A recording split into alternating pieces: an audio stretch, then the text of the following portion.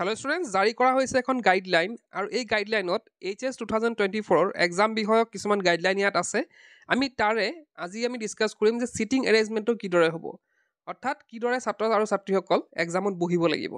আৰু এইখিনি কথা যদি জনা খুবেই প্ৰয়োজন ছাত্ৰ ছাত্ৰীসকলৰ, কাৰণ এক্সামৰ আগত যদি আমি জানি যাওঁ যে ছিটিং এৰেঞ্জমেণ্টটো কি ধৰণৰ হ'ব, তেতিয়া আমি এক্সামৰ এনভাইৰমেণ্টৰ লগত এডজাষ্ট হ'বলৈ সুবিধা হ'ব।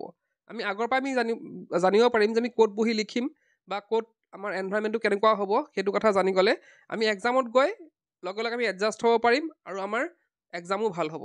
তেন্তে আৰম্ভ কৰোঁ আহা আজি ছিটিং এৰেঞ্জমেণ্টৰ এই ভিডিঅ'টো। তো ইয়াত থকা প্ৰত্যেকটা পইণ্টে আমাৰ ইম্পৰ্টেণ্ট হয়, গতিকে প্ৰত্যেকটা পইণ্টে তোমালোকে শুনি যাবা।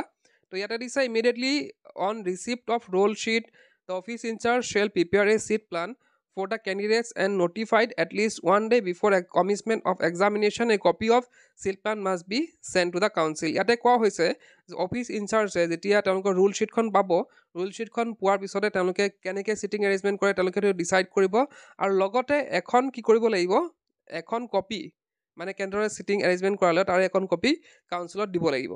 Second point to say, the office in charge must ensure that the candidate occupy the allotted seat.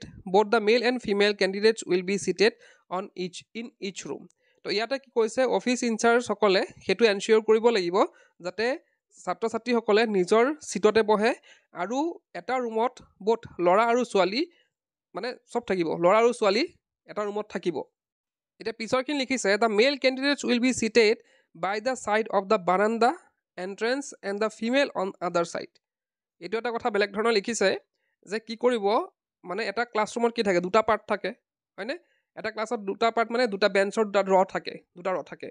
তো যোনটো বাৰাণ্ডাৰ ফালে বা এণ্ট্ৰেঞ্চ সোমোৱাৰ ফালে ৰ থাকিব, সেইটো ৰত কি বহাব, বইজখিনিক বহাব, আৰু যোনটো বেলেগ এটা ৰ আছে আৰু যোনটো আৰু এটা ৰ থাকিব, সেই ৰ কেইটাত কোন বহিব, ফিমেল কেণ্ডিডেট বহিব। নেক্সটটো আছে থাৰ্ড নম্বৰ পইণ্টটো, under no' circumstances candidate of a particular institution will be seated in one room.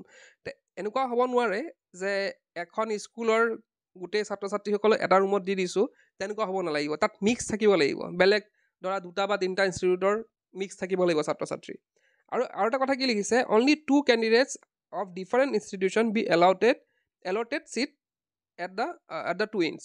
তো ইয়াতে কি কৈছে যে এখন বেঞ্চত বেলেগ বেলেগ স্কুলৰ বা ইনষ্টিটিউটৰ কি কৰিব লাগিব, কেণ্ডিডেট বহাব লাগিব, মানে ছাত্ৰ ছাত্ৰী বহাব লাগিব।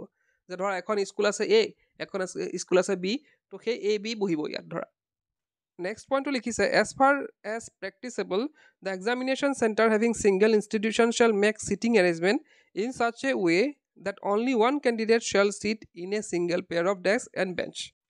তো ইয়াতে লিখিছে যি এক্সাম চেণ্টাৰত অকল এখন স্কুলৰ এক্সাম হ'ব বা এখন কলেজৰ এক্সাম হ'ব, তেওঁলোকে কি কৰিব লাগিব, তেওঁলোকে এখন বেঞ্চত এজনকৈ ছাত্ৰ দিব বা ছাত্ৰী দিব লাগিব, দুজনকৈ তাত বহাব নোৱাৰে। নেক্সট পইণ্টটো লিখিছে, accommodation capacity of each room should be ascertained before making the seat plan.